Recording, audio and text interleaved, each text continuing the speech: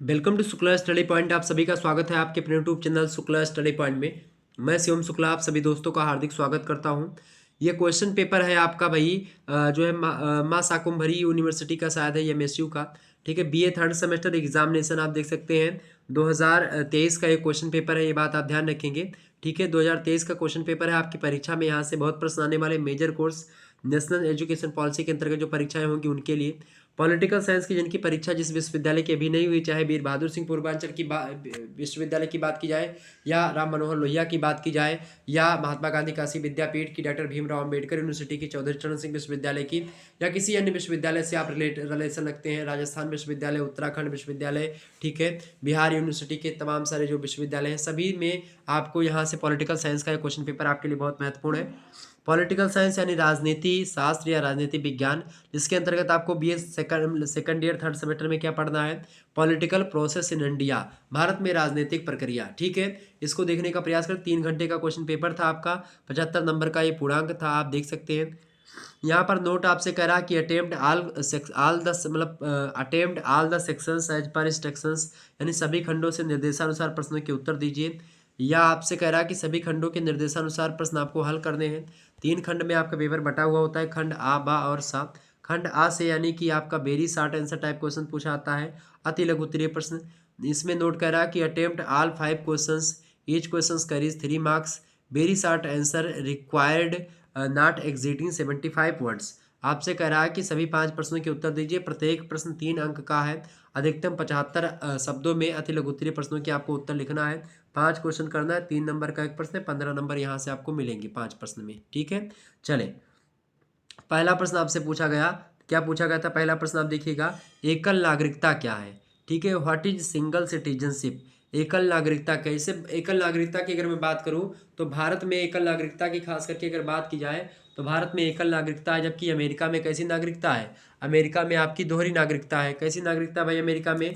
America में आपकी दोहरी नागरिकता है। कौन कौन सी दोहरी नागरिकता है आप बताने का प्रयास करेंगे। दोहरी नागरिकता मतलब होता है कि राज्य की भी नागरिक हो आप और देश के भी नागरिक हो। ठीक है, ये बात आप ध्यान रखेंगे, यानी दोहरी नागरिकता है अमेरिका में। ठीक है, इसके अलावा अगर मैं बात करूं भारत की, तो भारत में आप जो है भारत देश के नागरिक हो। ठीक है, उत्तर प्रदेश के आप नागरिक नहीं हो, बिहार के आप नागरिक नहीं हो। ठीक है, ये बात आप ध्यान, बिहार के आप निवासी हो, उत्तर प्रदेश के आप निवासी हो, ना कि उत्तर प्रदेश के नागरिक हो। तो एकल नागरिकता जो है ये भारतीय संविधान में खासकर नागरिकता से रिलेटेड प्रावधान भी किया गया है। कहाँ से कहाँ तक? अनुच्छेद 5 से लेकर के अनुच्छेद 11 भाग 2 कहा जाता है इसको। तो भाग 2 में नागरिकता का प्रावधान भी किया गया है। और एकल नागरिकता का मतलब क्या होता है? इकहरी नागरिकता। तो इतना आपको लिख देंगे, हो जाता है इसमें। अगला प्रश्न आपसे पूछा गया था, दूसरा नंबर प्रश्न आप देखेंगे, what is the importance of political parties in democracy? लोकतंत्र में राजनीतिक दलों का क्या महत्व होता है? लोकतंत्र में राजनीतिक दलों का बड़ा महत्व होता है। खास करके अगर राजनीतिक दल ना हो तो क्या हो?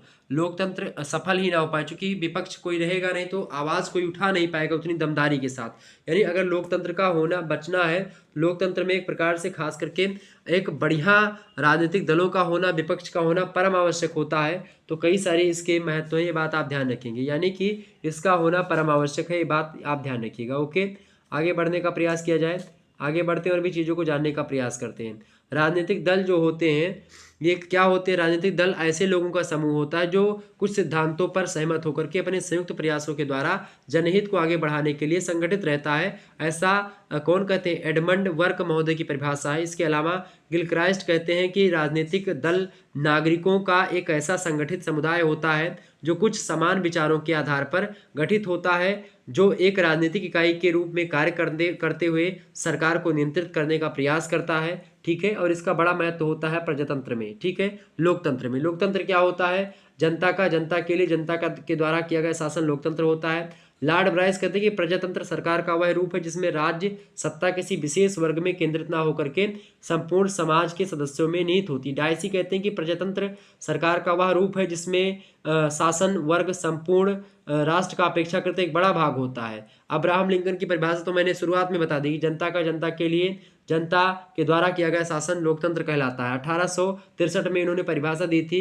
गटिस वर्ग में उन्होंने भाषण दिया था, उसी भाषण के दौरान उन्होंने कहा था। ठीक है, अगला प्रश्न, तीसरा नंबर प्रश्न आपसे पूछा गया कि how does elected the pradhan of gram panchayat? Gram panchayat के प्रधान का निर्वाचन कैसे होता है? तो ग्राम पंचायत का जो प्रधान होता है उसको आपको पता होगा, चुनाव होता है ग्राम प्रधानी का चुनाव प्रत्येक 5 वर्षों पर होता है, ठीक है। और सदस्य का चुनाव भी होता है उसी के दौरान। तो प्रधानी का चुनाव प्रत्येक 5 साल पर होता है और इसके मतलब कि सब वोट डालते हैं, गाँव के इतने लोग होते हैं, ठीक है, और उसके हिसाब से उनका चुनाव होता है। क्लियर? आगे बढ़ते हैं।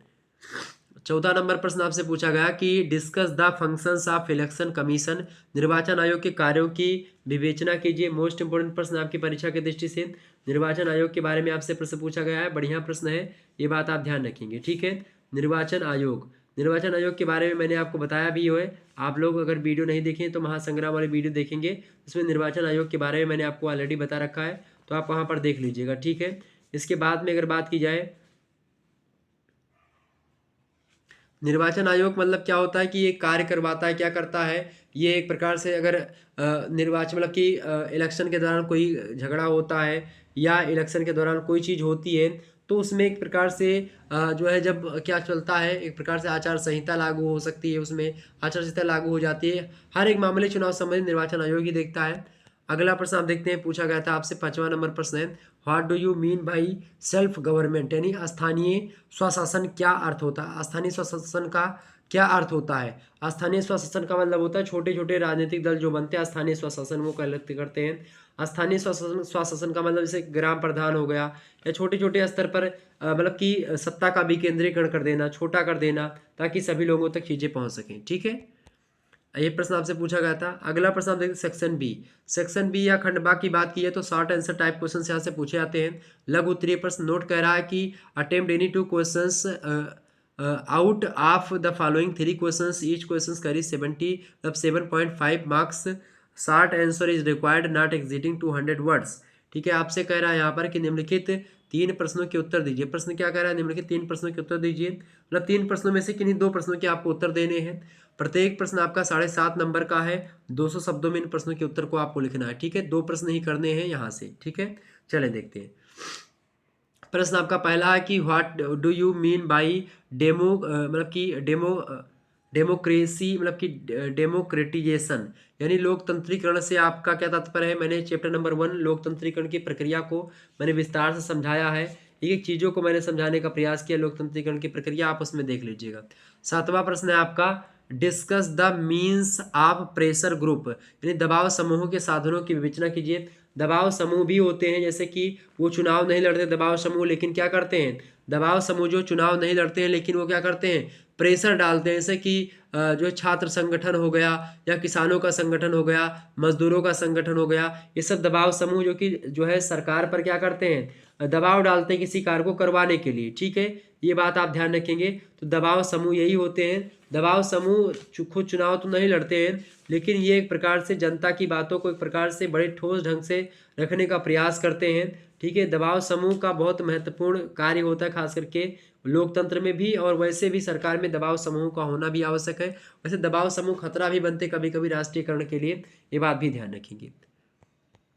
आगे बढ़ते हैं। 8वां नंबर प्रश्न आपका, तो 2 ही प्रश्न कर देते, तीनों में से आपको केवल अगला प्रश्न explain the basis of social justice, सामाजिक न्याय के आधार बताइए। मोस्ट इंपोर्टेंट प्रश्न यह भी है आपका, ठीक है, सामाजिक न्याय के आधार आपसे पूछ रहा है।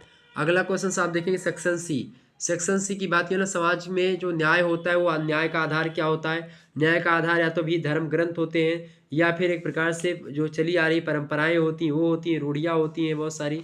तो जो परंपराएं हैं, रीति रिवाज है, उन्हीं के अकॉर्डिंग क्या होता है, जो है सामाजिक न्याय को आधार बनाया जाता है कि भाई फलाने ऐसे किया था तो हम भी आपको ऐसा करेंगे, इस प्रकार से होता है। ये इस कार्य के लिए यह दंड मिलेगा, ये परंपरा चली आ रही तो वही परंपरा के अकॉर्डिंग आपको दंड मिलेगा, ये तमाम प्रकार की चीज़ें, ठीक है। सेक्शन सी या खंड सा की बात की है, डिटेल्ड आंसर यहाँ से आपको लिखना है। विस्तृत उत्तरीय प्रश्न है, यहाँ पर कह रहा है attempt any 3 questions out of the following 5 questions, each question carries 15 marks, answer is required in detail. लगभग 500 शब्दों में आपको इन प्रश्नों के उत्तर को लिखना है। 15 नंबर का एक प्रश्न, 3 क्वेश्चन आपको करने हैं, 5 प्रश्न दिए जाएंगे, 3 प्रश्नों के उत्तर आपको देना है। 15 नंबर का एक प्रश्न, विस्तृत उत्तर आपसे अपेक्षा कर रहा है एग्जामिनर कि आप बड़ा उत्तर लिखेंगे, विस्तृत उत्तर लिखेंगे, ठीक है। 9वां प्रश्न देखेंगे, what do you understand by political system, describe the factors shaping the political system in India. यानी कि राजनीतिक व्यवस्था से आप क्या समझते हैं, भारत में राजनीतिक व्यवस्था को आकार देने वाले कारकों का वर्णन कीजिए। मोस्ट इंपॉर्टेंट प्रश्न है, पहला ही वीडियो आप दे राजनीतिक व्यवस्था के बारे में मैंने आपको बताया है, चैप्टर नंबर 2 या 3 आप देखेंगे तो आपको मिल जाएगा, प्ले लिस्ट में जाकर के आप जरूर देख लीजिएगा। अगला क्वेश्चन आप देखेंगे, आपका अगला प्रश्न आ चुका है आपकी स्क्रीन पर भाई, सभी लोग देखने का प्रयास करेंगे। 10वां प्रश्न आपका आ चुका है, write an essay on the role of ethnicity in determining voting behaviour. मतदान व्यवहार को निर्धारित करने में निर्जातीयता की भूमिका पर एक ले ली। निर्जातीयता का मतलब होता है संजातीयता या निर्जातीयता एक ही बात है, मतलब एक ही जैसे जाति के लोग, एक ही जाति, एक ही धर्म, एक ही विचार, एक ही भाषा, एक ही एक प्रकार से मंतव्य वाले लोग जो होते हैं उनको निर्जातीयता संजातीयता कहते हैं, जिसको दूसरे से मतलब नहीं होता, केवल अपने से। ठीक है, आगे बढ़ते हैं, इसके बारे में मैंने आपको ऑलरेडी समाजशास्त्र में पढ़ाया भी था। 11वां प्रश्न है आपका, describe some importance issues related to caste based politics in India. Bharat में जाति आधारित राजनीति से संबंधित कुछ महत्वपूर्ण मुद्दों का वर्णन कीजिए। मोस्ट इंपोर्टेंट प्रश्न, इस पर भी मैंने चर्चा करी हुई है, आगे और भी मॉडल पेपर में दे दूंगा जल्दी, तो आप लोग उसके लिए तैयार हो जाइएगा। ठीक है, अगला प्रश्न है, what do you understand by communalism, discuss the cases of communalism. सांप्रदायिकता से आप क्या समझते हैं, सांप्रदायिकता के कारणों की विवेचना कीजिए। मोस्ट इंपोर्टेंट प्रश्न, इस पर मैंने चर्चा करी हुई है, आप देख लें। सांप्रदायिकता पर विस्तार से मैंने, सांप्रदायिकता का मतलब होता है किसी दो संप्रदाय, कम्युनलिज्म जिसको आप कहते हैं, ठीक, खास करके हिंदू मुस्लिम के दंगे जो होते हैं, या फिर हिंदू राष्ट्र की भावना हो गया, संप्रदायवाद को बढ़ावा देता है। मुस्लिमों की कट्टरता हो गई, इसको बढ़ावा देती है। कई प्रकार की चीज़ें होती जो कि बढ़ावा देती हैं संप्रदायवाद को या सांप्रदायिकता को, चर्चा करी है मैंने, आप देखेंगे मॉडल पेपर उठा करके, और एक मॉडल पेपर मैं और दे दूंगा आपका, तो हो जाएगा। अगला प्रश्न देखेंगे, explain the meaning, definitions, concept, types and cases of religions. मतलब कि रीजनलाइजेशन, रीजनलेशन माने क्या होता है, रीजनलीजेशन, यानी कि आपसे कह रहा है रीजन माने होता है क्षेत्र, और इज्म माने होता है वाद। तो क्षेत्रवाद का अर्थ और परिभाषा, अवधारणा, प्रकार, कारण, ये सब आपको बताना है। क्षेत्रवाद क्यों बढ़ता है, अब किस कारण से आता है, क्या परिभाषा, क्या अर्थ है, क्या अवधारणा है, सारी चीज़ों के बारे में, क्षेत्रवाद क्या होता है पूरा मैंने समझाया हुआ है, मॉडल पेपर उठा करके देखेंगे, क्लियर हो जाएगा। बाकी मैं एक मॉडल पेपर और देने वाला हूँ आपकी परीक्षा के लिए, तो आप सभी लोग तैयार हो जाएगा। ठीक है, चलिए फिर, धन्यवाद, मिलते हैं नेक्स्ट वीडियो में, तब तक के लिए जय हिंद, जय भारत। आप सभी का बहुत बहुत धन्यवाद हमारे से जुड़ने के लिए। इसी प्रकार से अपना प्यार हमेशा बनाए रखिएगा। ओके, सभी लोगों को गुड नाइट, सभी लोगों को सभी लोग अपना ख्याल रखिएगा, टेक केयर। और आपको बता दूं कि हिंदी साहित्य का मॉडल पेपर मैंने अपलोड कर दिया है, मतलब कि वो लाइव क्लास हो चुकी है आपकी, रात के 8 बजे से चल रही थी, आप लोगों ने देखा होगा। ठीक है, तो वो जरूर देख लीजिएगा, अगर आपने अभी तक नहीं देखा तो देख लीजिएगा, आपकी परीक्षा की दृष्टि से बहुत महत्वपूर्ण है। धन्यवाद, मिलते हैं नेक्स्ट वीडियो में, गुड नाइट।